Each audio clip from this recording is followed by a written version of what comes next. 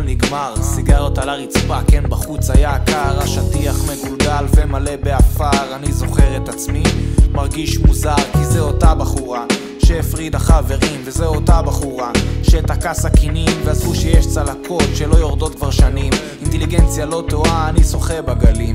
אז החלטתי לשחות לבד דירה, לבד חבר אחד, לא צריך יותר מדי ולא מרגיש בדד. יו, אני לא מספר 1 ולא מספר 2, אבל אחד מהגדולים ורק בן 22. אז תביאו לי את המייק, תביאו לי את השיט, אני מריץ פה תלעית, מסובב את התקליט באיזה בר בתל אביב, לא כזה ויראלי, לא מגדל זקן, כי אני עושה פה מה שבא לי. אני לא נכנס לטרנדים, לא נכנס, לא נכנס, לא נכנס לטרנדים, לא נכנס, לא נכנס, לא נכנס לטרנדים, לא נכנס, לא נכנס, לא נכנס לטרנדים, לא נכנס לטרנדים, לא נכנס, לא נכנס, לא נכנס לטרנדים, לא נכנס, לא נכנס, לא נכנס לטרנדים, לא נכנס, לא נכנס, לא נכנס לטרנדים, לא נכנס לטרנדים, אבל נכנס עלייך לטרנינג. תגידי מה קורה למטה, אני מתבלבלינג עם כל הבלינג בלינג וכל הזהב שיש עלייך. זה לא מעיף אותי כי כסף יש עליי. היי, נעים מאוד, קוראים לי נתי, תמם, תכירי 900 גרם זה לא מוצר במדף, תפנימי.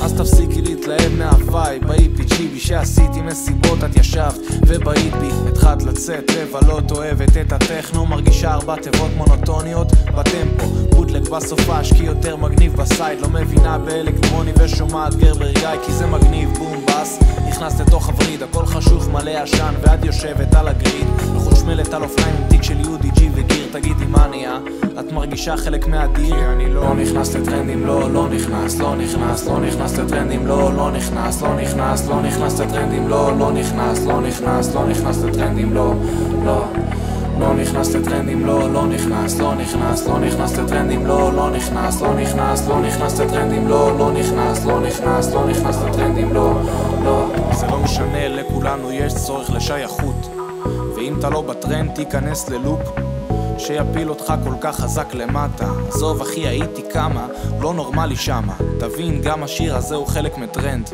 אולי שלי פופ, אבל זה נתנאל, זה שלי. אז תהיה גם אתה קצת אמיתי, שתוכל להראות לעולם מי מציאותי ולא נכנס.